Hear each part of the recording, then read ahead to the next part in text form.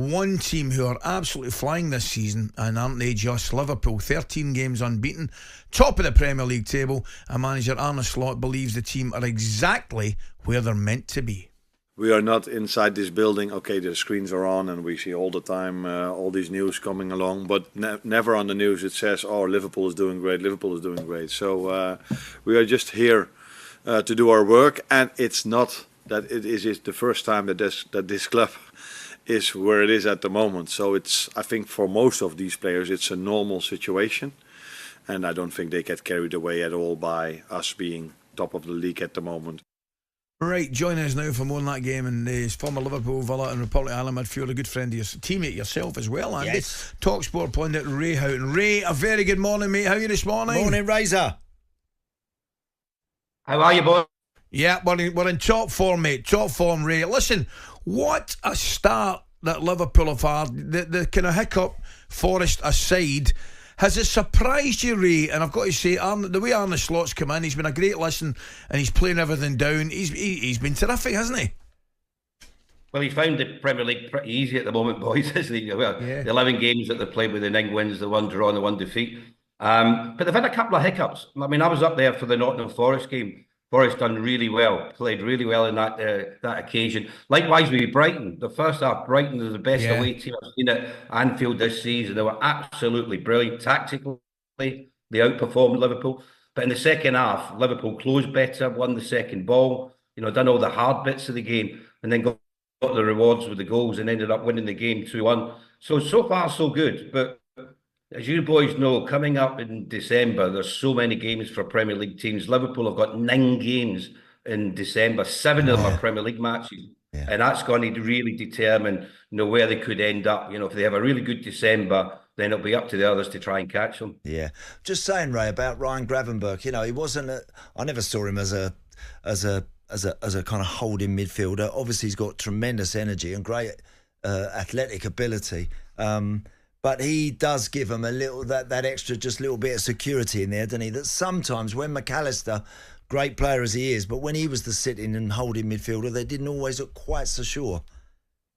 Well, I'll tell you what the difference is, Andy, is pace. Yeah. I think when you watch Ryan and how he gets back to help out defensively, how he can cover the ground. But 2 things he had in his favour, even under Jurgen, was technically very, very good. If you watch his first touch, he takes it away from players, so he's always in a position where he can see the next pass, and then that acceleration, from a standing position to get away from the midfield players he's playing against, he just easily goes past them. His first 5 yards, he's so much quicker than the rest of the other players that he's playing against, and that gives him a distinctive advantage. But he's fitted in really well, and you've got to give manager the credit for that, because he's seen something in him for the position that he can play. And he put his arm around him, said, you're my man in that area of the field. Now go and show me what you can do. And he responded brilliantly. He's been such a consistent performer for Liverpool week in, week out. Ray, you talk about consistent performers and go and show people what you can do. I mean, Salah again, Ray, dearie me. I think he's had 10 goals and 10 assists in 17 games. He's got to be one of the best he's played in England, hasn't he? Yeah, he's absolutely fantastic. When you watch Mo perform, and his energy levels this season as well, boys, has been absolutely incredible. And I think that's one of the things I've seen with Liverpool. I think under Jurgen, they were one of the best teams in transition from defence to attack. They got the ball forward really quickly, got in behind the opposition, and scored a lot of goals that way. But this season, you looked at their fitness levels, not only going forward, but defensively. They press high. They've got a short time period to win the ball back. If they don't, then they sprint back into defensive positions. Everyone gets behind the ball. And that's every player. That isn't like 1 or 2 of them that do it. Every player straight back in. And then they've got a good shape about them to play against the opposition that they're playing against. But Mo is key. And they're going to miss him, and obviously when he goes away for the African Cup of Nations in January, of course. But then others will step up. There's enough quality in that Liverpool forward line. When you've got Diaz and Gakpo, and you've got Nunez and Jota to come back from injury. So there's players there that can fill that void when Mo moves out for a few weeks. Ray, tell me, I mean, I'm looking at Mo, right? And don't get me wrong, he's always been in good nick and he's always looked fine. But you mentioned it there. I think this season, Andy, looking at him, he looks absolutely ripped. He just looks in top condition. Do you think there has been a wee change?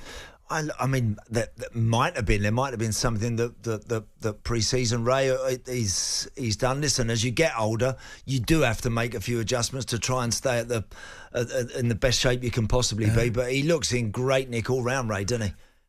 Yeah, I tell you, it's the rewards, boys. I mean, I think the best example is Cristiano Ronaldo. Yeah. You know, you look at what Ronaldo's done to himself and how he's kept himself in prime condition. You know, and it's about attitude of mind. It's about living the right way. It's about applying yourself. And I think Mo's in that category. I think he wants to, you know, play it for as long as he can because he loves football. He loves scoring goals. He loves assisting. This thing you just said there, Ali, about, you know, not only is he scoring, but he's making goals as well, which is, you know, something they might not have done in the past. But he's become an all-round player this season. For me, I think he's changed his game, and I think it's been rewarding for Liverpool. Liverpool have seen the best of him at the moment, both scoring and assisting goals. Don't disagree at all, Ray. Just a quick one on the Villa. What have you made of their start so far? Well, really good at the start. You know, I'm delighted for them. But I think what they're finding, Ali, like a lot of teams, when you're in the Champions League, is completely different to the Europa League and the Conference League. The standard of opposition you play against is far greater. You know, you have to put more into the European games that you're in the Champions League. And I think it's impacted their performances afterwards. But they'll come back because I think they've got an outstanding manager. They've got a good squad. They could do with 1 or 2 more additions. Hopefully they'll do that in January and then push on again. But it's been so much, I think, good football that's been played there over the last 18 months or so. The Villa fans are absolutely loving it. They love being back in the Champions League. And hopefully they can get back into the top 4 this season. Absolutely, Ray. Listen, brilliant, mate. Thanks very much. Ray. We'll see you around, pal. Take care. Take care, pal. See you later, boys. All the best. And now we're going to turn our attention to Spurs. I hate that term. I'm not using it. The Sunday they lost 2-1. Yeah, and you know what the term is? Go on. It's that Spursy thing. All right, yeah. What's that? I don't know. Right, okay. I take it everybody uses it because the Spurs fans don't like it, I'm guessing. Probably. That will be. Anyway, they lost 2-1 to Ipswich home yesterday. After the match, there was absolutely no shortage of angry fans calling us in. Bridges go burn. Now it's your turn to cry.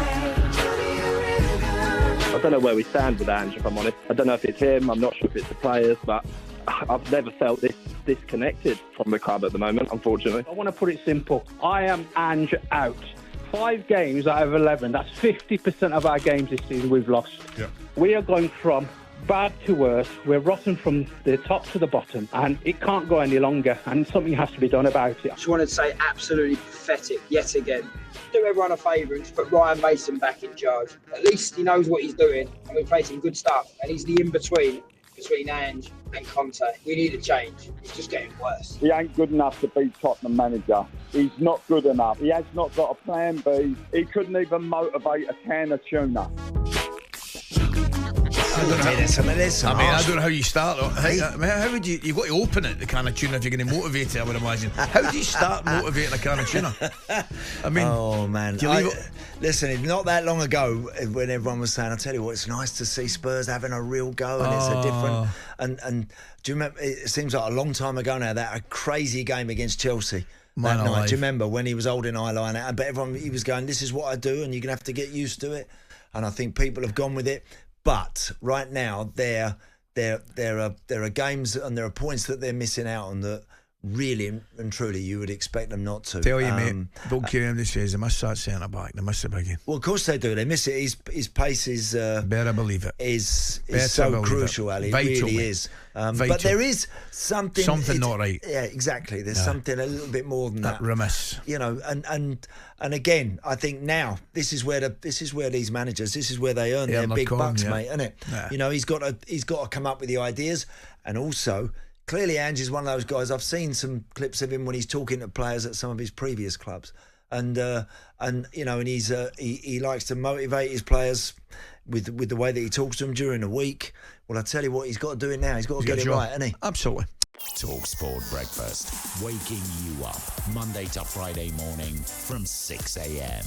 on AM, on DAB, via the talkSPORT app and on your smart speaker. talkSPORT.